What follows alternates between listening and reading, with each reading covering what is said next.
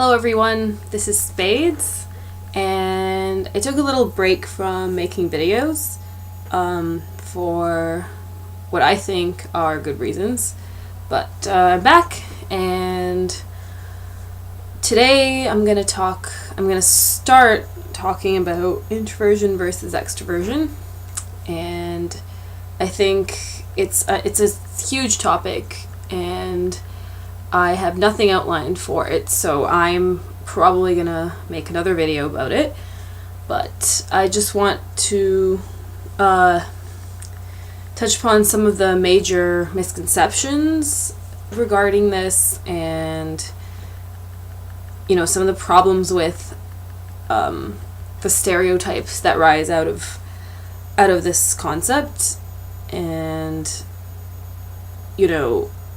people mistaking these stereotypes for the definitions.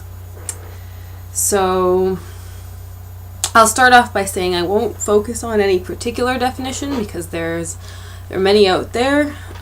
There's the original Carl Jungian concept of introversion and extroversion, which differs very much from sort of the colloquial use of the terms. And there's, the MBTI's take on it, and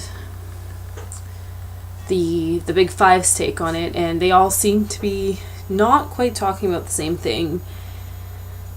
And, there's everybody's own personal interpretation. So I've seen all sorts of articles and websites with their own maybe misinterpretation of the concept, or just a different interpretation altogether. But from casually speaking to people, there seems to be a lot of misconceptions and a lot of excuses, people using the concept as an excuse for why they don't get along with other people, or how they're special from other people, or just anything along those lines, and I think that's absolutely ridiculous. So first off, I want to make it clear that because there's no sort of measurable, at least not that I'm aware of, like objectively measurable, not self-reporting, standard for extroversion versus introversion, you can't really claim that it's one or the other that people are. It's more of a continuum, and you can't generalize claims for all extroverts or all introverts, even if that trait is part of the definition, and even if it's verified and it's true, people are still going to be some combination of both that trait and its opposite, and all the other traits associated with that spectrum. And so they could be anywhere on the spectrum. They could be, for example, very, very talkative, but not enjoy being with other people at all. So depending on which combination, how much each one is weighted, and so forth, they could fall anywhere on that line if you were to make it one line.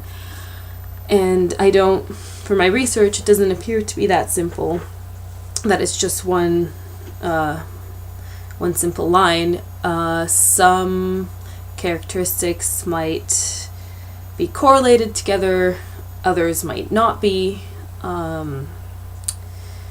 There's a whole set of other variables, such as social anxiety, antisocial tendencies, asocial tendencies, development, past experiences, a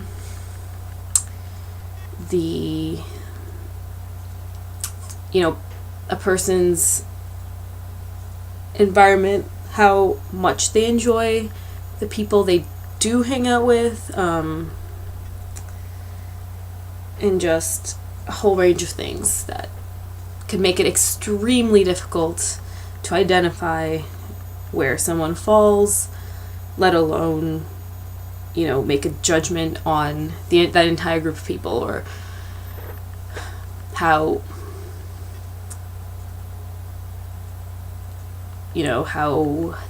that distinguishes everyone from one another. It's really not that simple. So I should probably make a list now of some of the factors of introversion and extroversion. This is sort of like an intro. And so I can delve more deeply into talking about them, and hopefully removing, or at least inspiring some more critical thinking on some of the misconceptions associated with this measure of, so-called personality. All right? So, peace. Wow. Did that video on the first go.